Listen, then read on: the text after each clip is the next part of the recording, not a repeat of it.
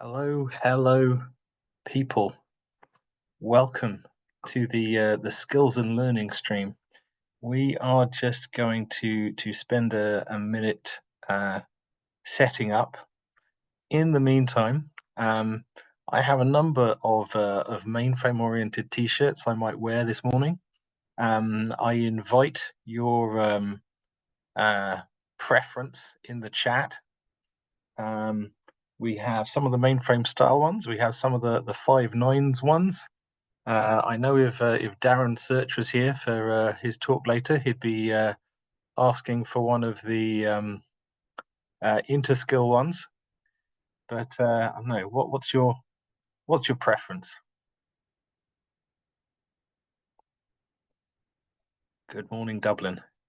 See, I'm feeling like it's the Eurovision right now. Well, you say you have t-shirt envy. My two teenage daughters are absolutely wild about the idea that I might be wearing garish t-shirts and people might be watching me. So,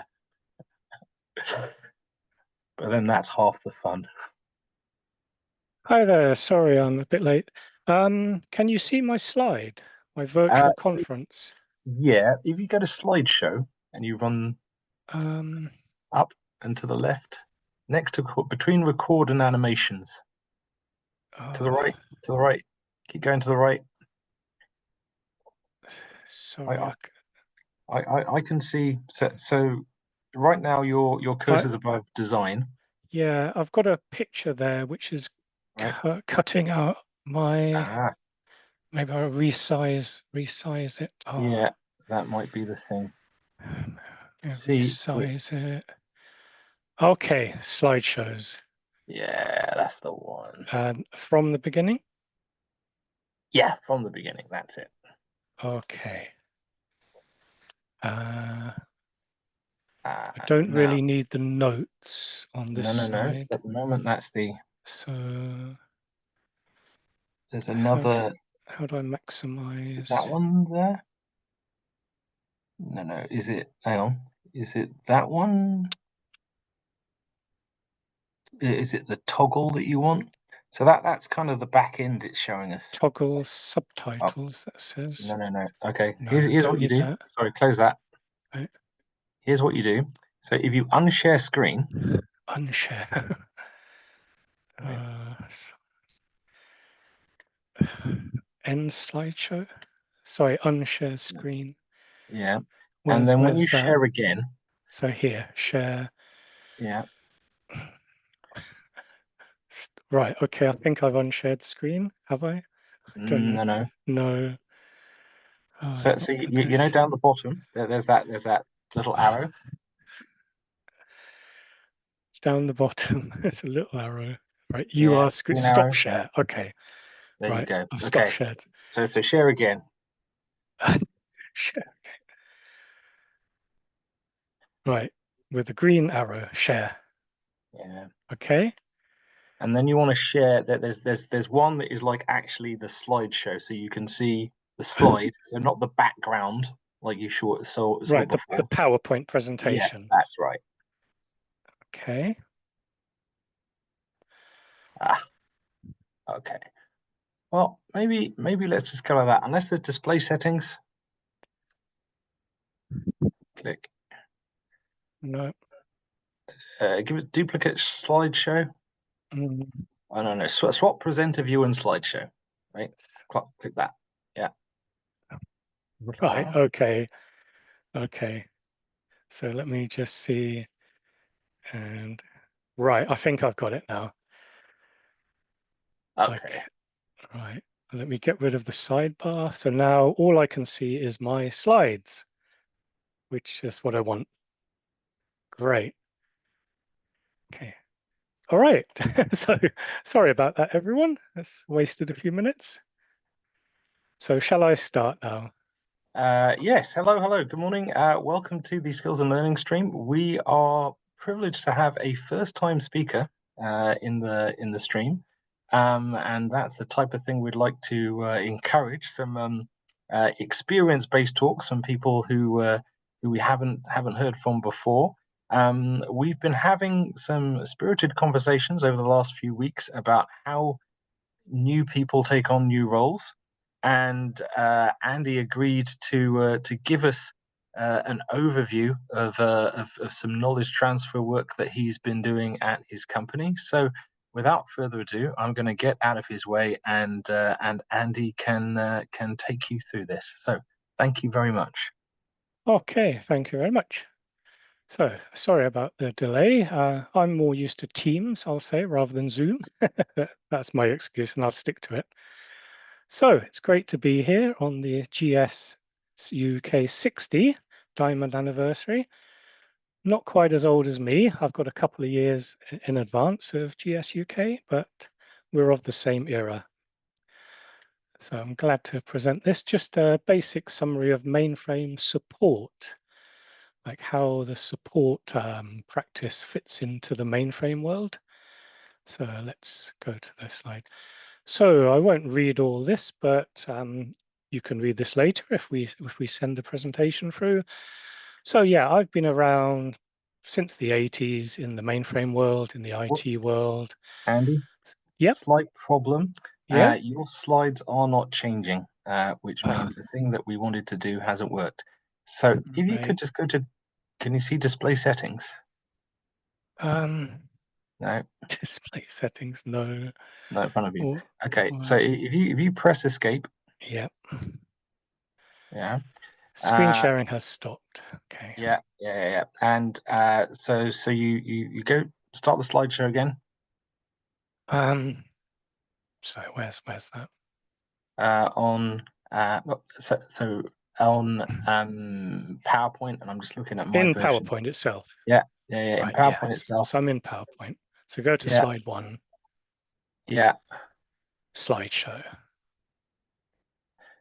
And actually, why don't you just pull up so share PowerPoint, share screen, pick PowerPoint, and let's just go through the slides one by one so it doesn't catch us out.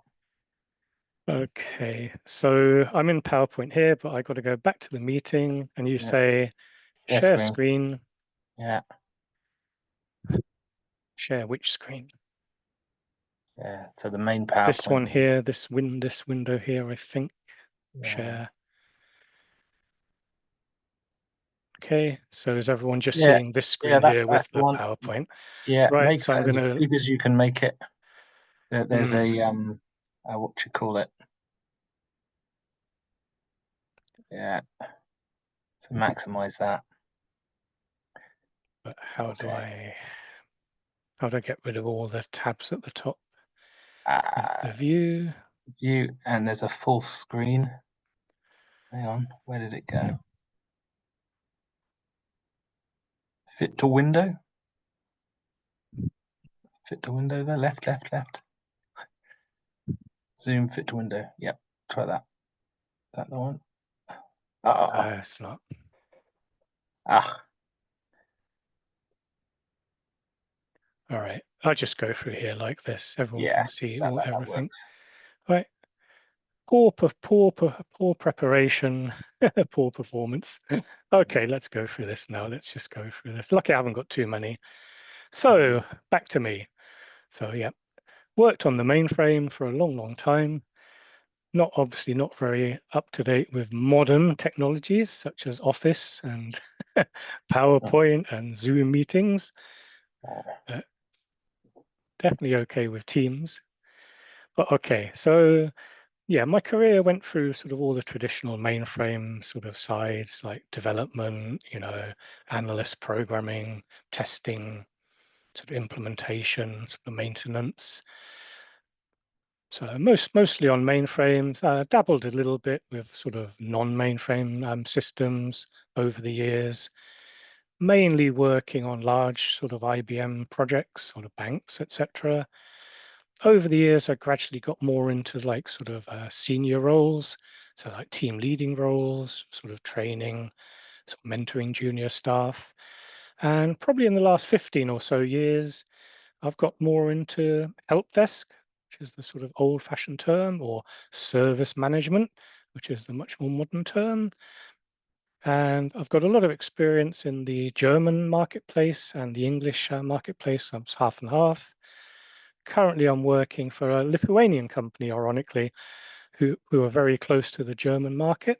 And we're working on a big application maintenance project. So, help desk.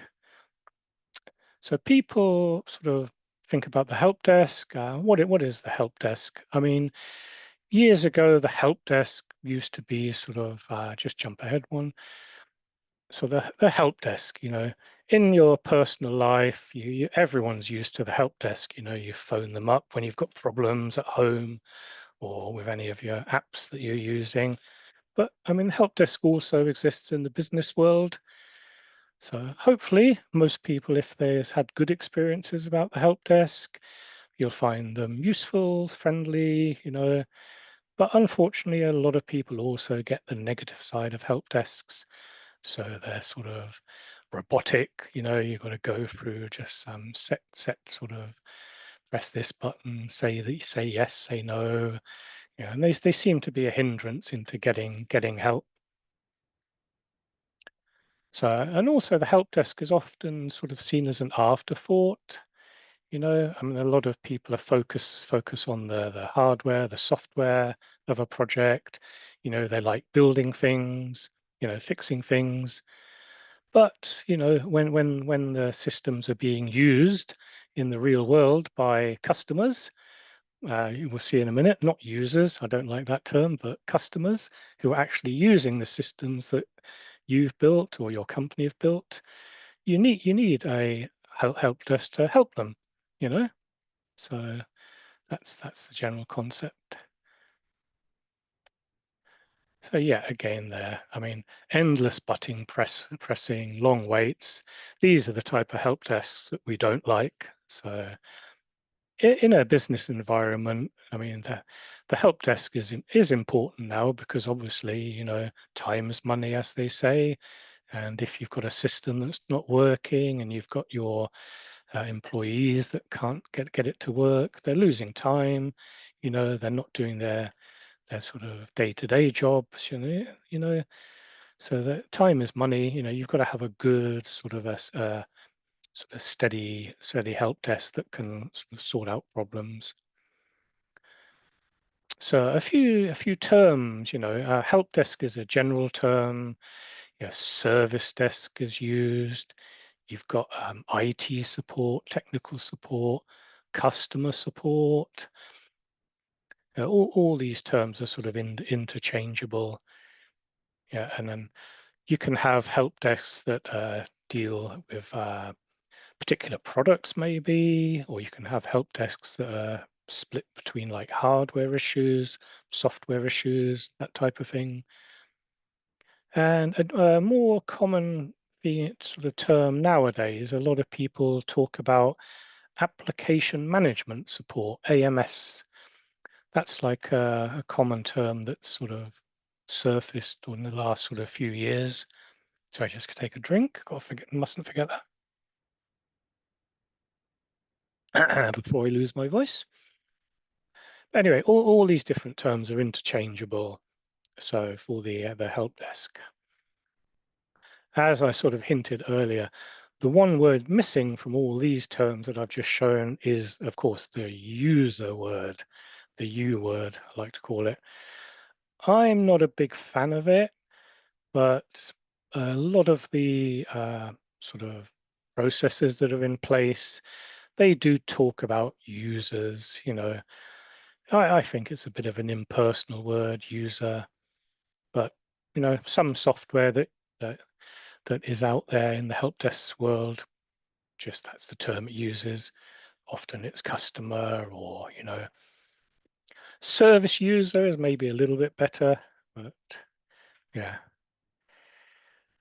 When you're writing sort of emails to people and saying, oh, the user did this, it's a bit impersonal. So you want to try and keep it more personal. Now, I sort of went back earlier to like talking about how I sort of progressed my career. I mean, that's what we have like the software development lifecycle. So when you're creating a project, like a sort of a application, you plan it, yeah, you have some business involvement, you do some analysis, you design a new system, then you develop it, no matter where it is, if it's on the mainframe, off the mainframe. Hopefully you test it. That's a key thing. So the more testing you do, the better. Then you've done all that, and the team is happy. They deploy it into like production environment, and say to the business, say to the sort of the company, here you go. We've created this project, this application that you want, payroll, stock control, inventory management, anything like that, and use it. There you go. Use it. It's there. Obviously, if it goes wrong, you've got a sort of maintenance, new releases, but there's really no talk in there about support. So that's a key thing. I mean, in all those stages, you really should be thinking about like the stage when it's in production and it needs support, when things go wrong. So you've designed it, you've implemented it, the developers have moved on to the next project, the managers have moved on to their next sort of long-term plan, the deployers have done all their technical work, but you know it's there. People are actually using this now, the system, like in a personal space, people are using the mobile phone that they bought at the shop, or they're using the apps that they've downloaded from the app store. But then, of course, what if something goes wrong? Where do you turn to? You know, I mean, in an ideal world, everything should be like self-documented. It should be self-explanatory, nice, easy to use documentation that shows you exactly what's happened. But that's an ideal world, not really, not really the real world. And that's where the support departments come in. You know, And sort of stepping back a little bit, going back to the history of this, because I sort of mentioned about the history of it.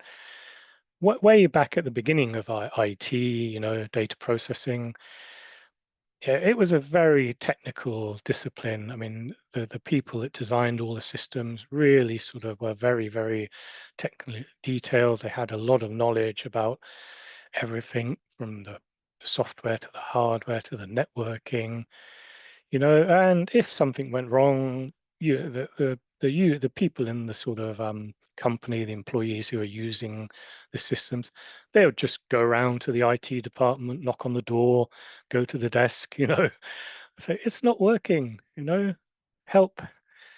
And then the poor guy would, go off, see what's not working, very, very sort of haphazard, non-structured way.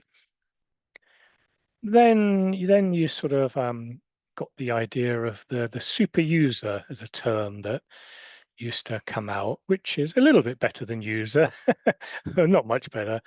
But these were the guys in the company, in the business departments that maybe they were involved in the design stage of the application, so they know a bit more about it than the people who are just using it day to day.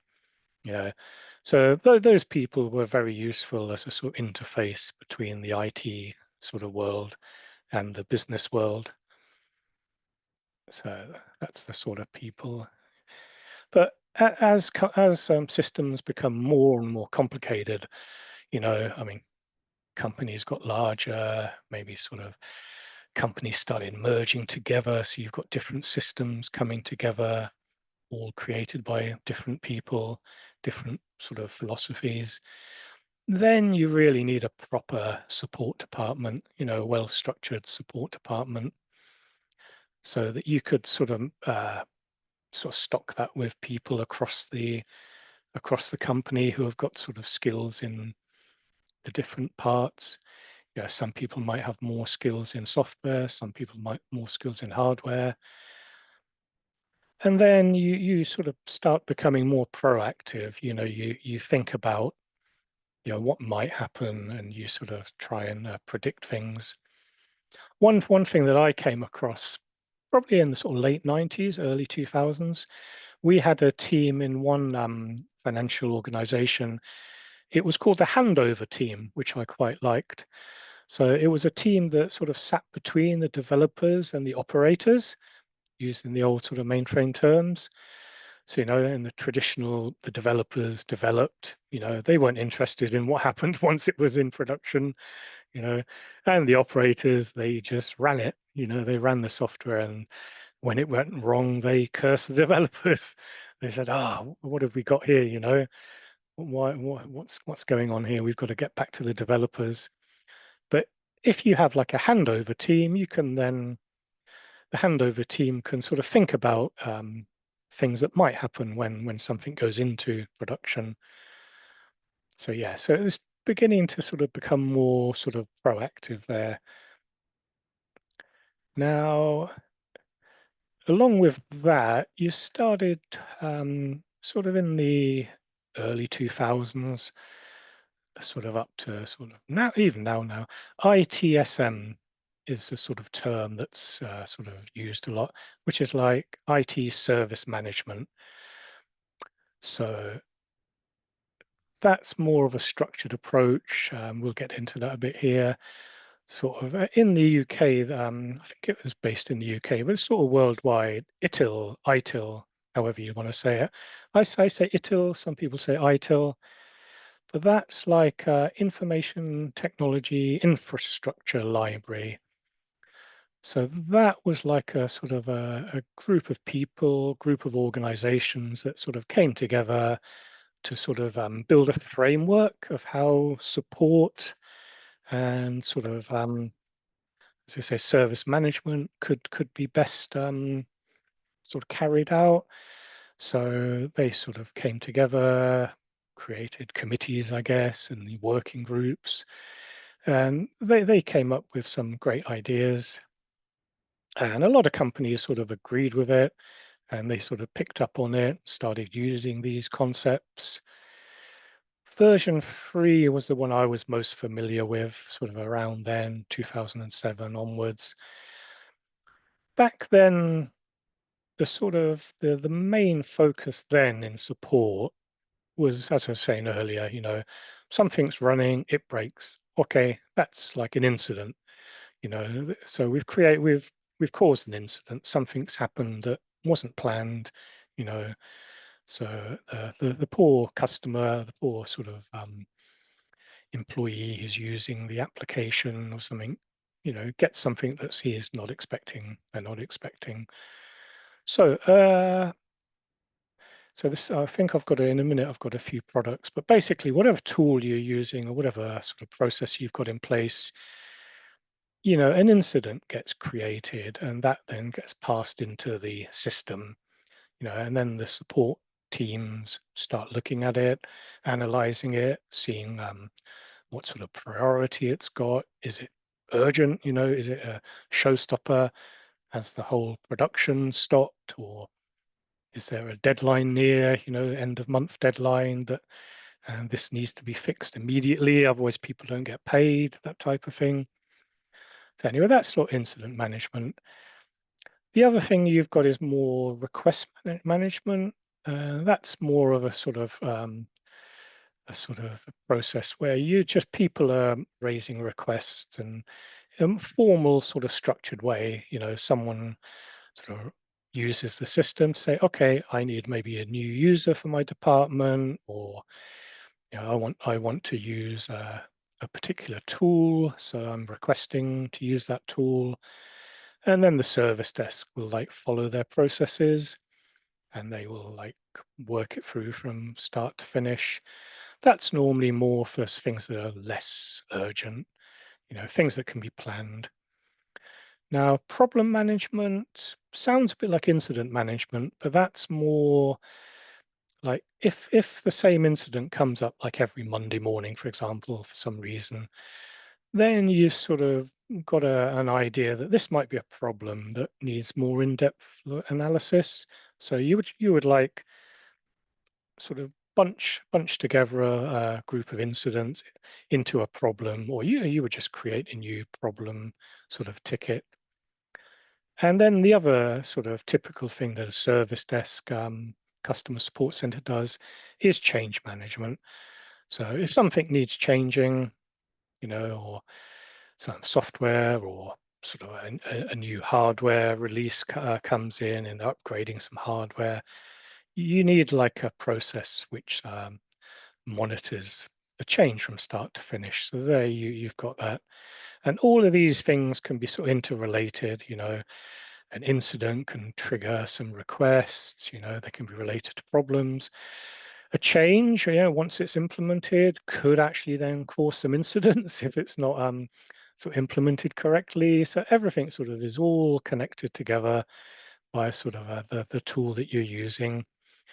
And there are like I mean there's so many different areas.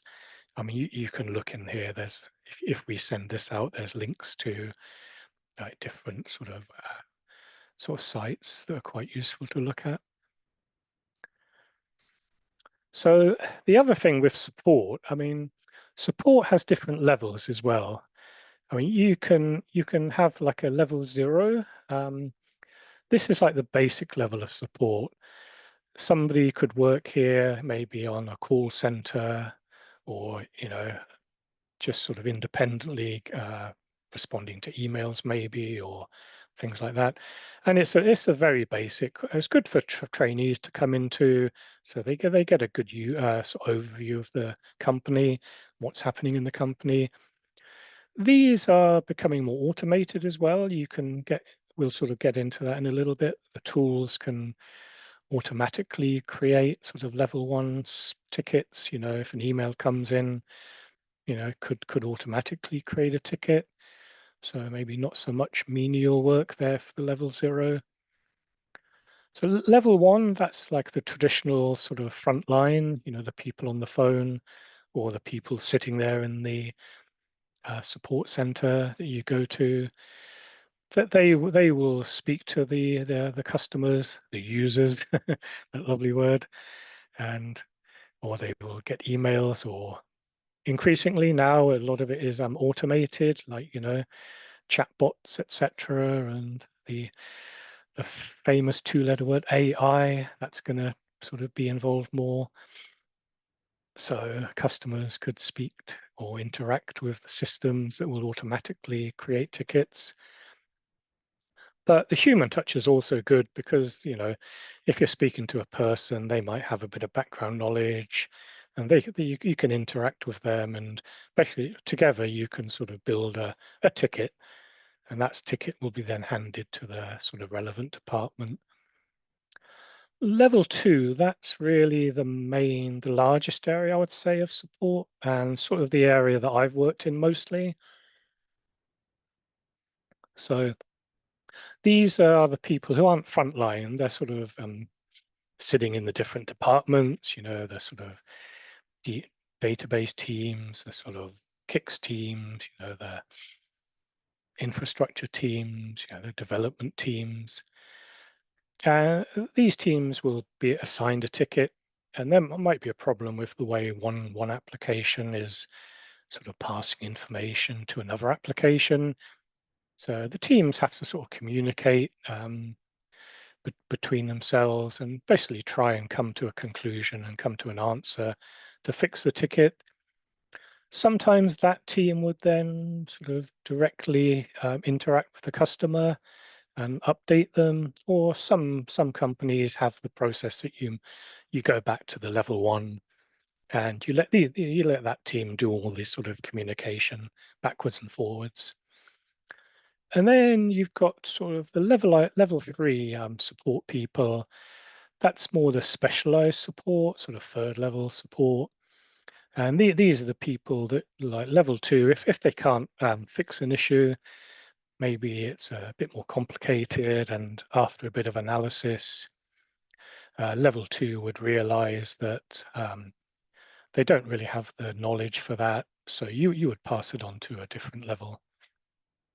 And I don't have a slide for this, but what's really useful in support is knowledge management, knowledge articles. These are the backbones of like this whole support practice. You know, normally you would have like a sort of knowledge articles that level one would use to like create the tickets. So it would tell them what information is needed.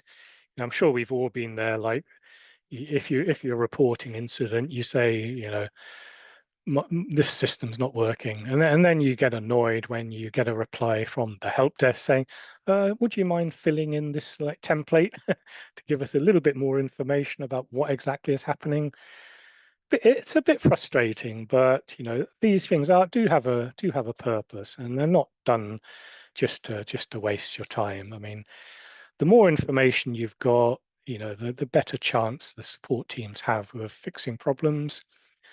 And then what should happen is, like, if there's something new comes up or something slightly different, sort of the level one and level two teams can update the knowledge articles, or create new knowledge articles. And then again, when the level three team work on a problem, a ticket, an incident, or a problem, they can maybe also write some knowledge articles or pass the information down to the level two or level one team and say, how about creating a new knowledge article for this particular issue? Then maybe next time it happens, you know, level one or level two could possibly sort of fix this issue. And again, going ahead of myself, this type of work is definitely in the mainframe world, and I think in the IT world, that is going to improve with AI. You're going to have a lot more of this being done automatically. The information is just going to build and build exponentially. Yeah, it's not going to just all be in, going back to right at the beginning when I said you've got that poor guy who was the sort of creator of the system. It's all in his head, and if something happens, you find him, or if he's on holiday, you try and find a colleague. But the idea is that all this information has to really be stored and readily available. And of course, I mean, some of this can also be made available to all the users of the system, the people that are using all the software, by having really up-to-date documentation that really tells you everything, all that's happening. So that's like the background, that's like the sort of framework of everything. Now, software tools. I mean, these are just some of the tools. I sort of grabbed these from memory, also from the web, Google or ChatGPT or whatever. I've definitely ServiceNow is something that most people have heard about. Some people like it, some people hate it, but for what it's worth, it is one of the widely used ones. Certainly in the IBM world, I know that a lot of the IBM software and tools that are being built in advance, they interact very closely with ServiceNow. You've got obviously the other sort of the big hitters, so to speak, BMC.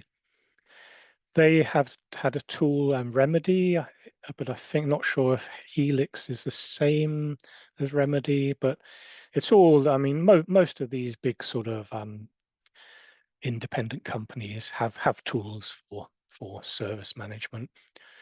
CA service management is one that I used extensively over the years.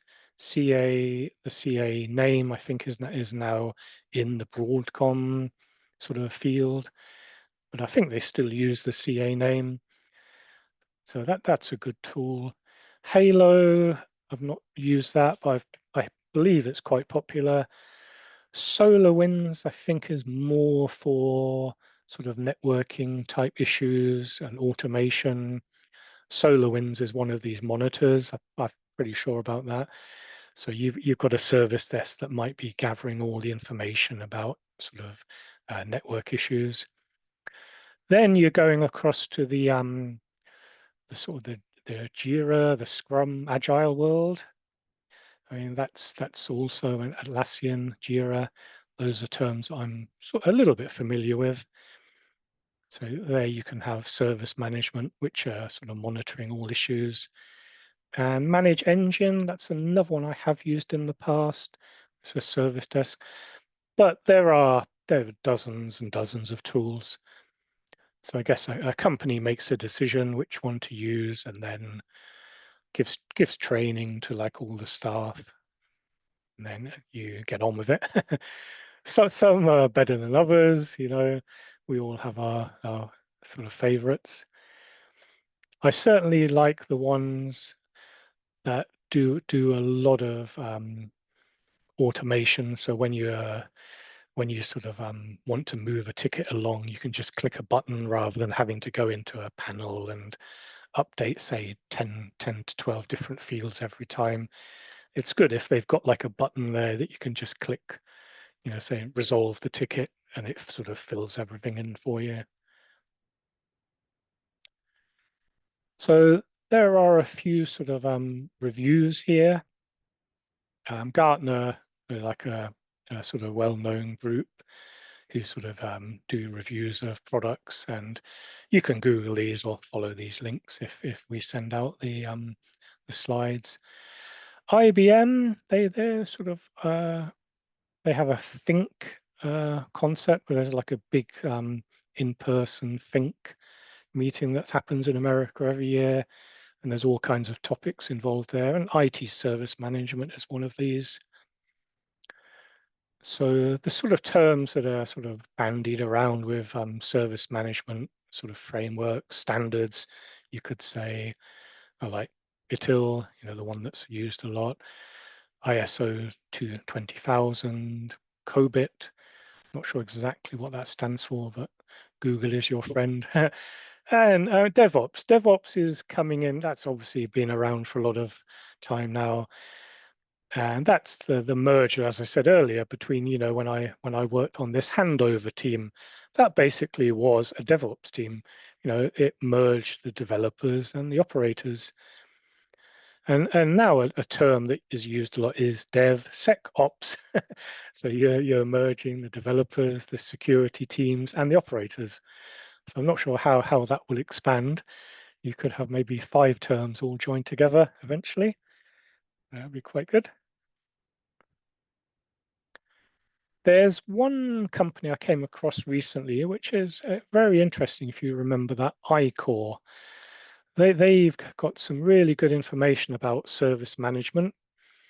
So there is the word, my least favorite word is user in there a lot, but they give a good overview of IT service management and how it's evolved.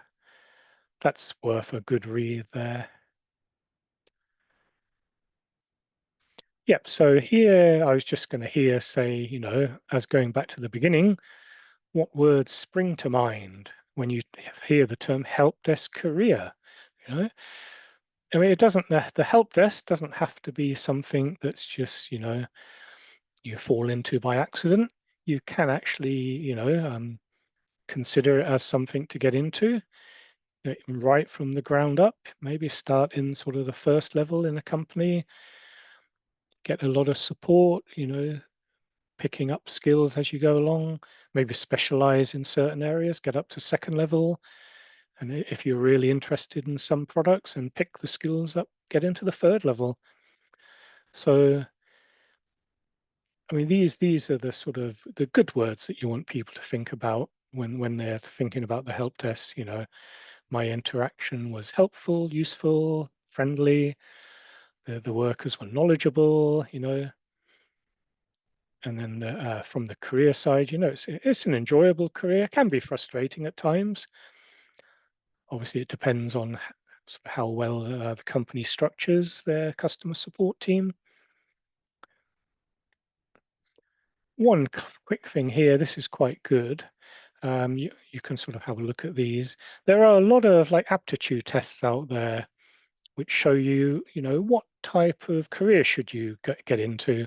And ironically, late in my career, I started taking a few of these aptitude tests, and they actually sort of suggested that I should sort of be in the teaching support occupations, which was very handy because that's where I ended up. So I think the term used in English is jack of all trades, master of none, which is a bit of a misnomer. It's a bit unfair, really, because, you know, jack of all trades, you know, you could be a master of all trades, you know, if you want. So I realize we're coming sort of towards the end of the session.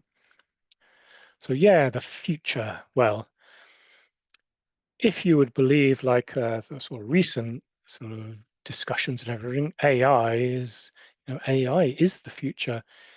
AI is going to take over all our work. It's going to let us sit back, kick up your feet, and just click a button, and AI does it all.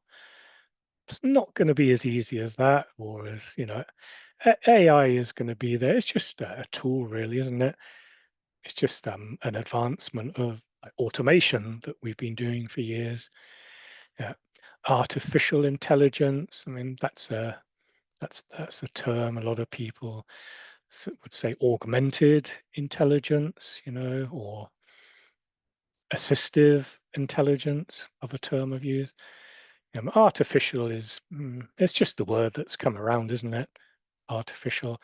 But basically, tools are going to advance. I mean, all these products I mentioned earlier, all of these will have like an AI component into them, sort of just making the life of the sort of software support person, making their life a lot easier, being able to do more quicker, with sort of a lot less manual steps.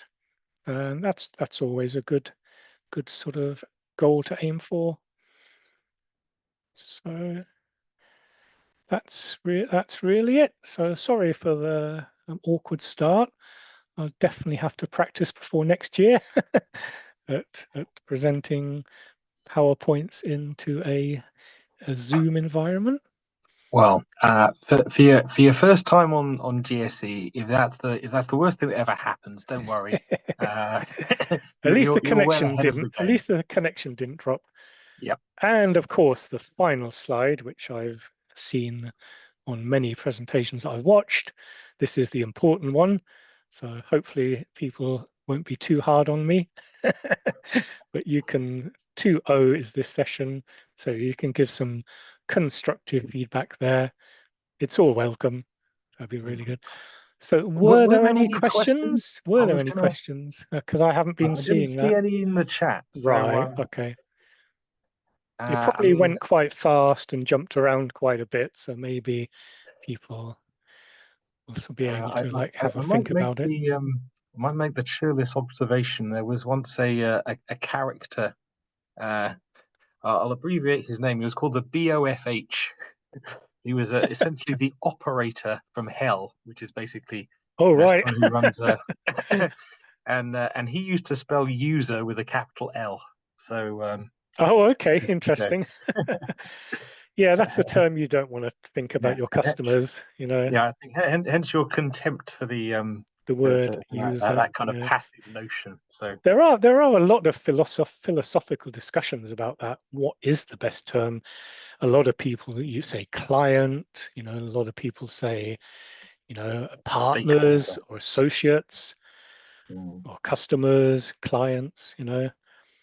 So there are different ways of talking about users Mhm. and interacting with them. I'm sure, like everything, it will all evolve over time. Yeah, yeah, no, no, and I think depending on their role with what's happening, that might well be different. A thought I had was you mentioned the AI. So Hmm.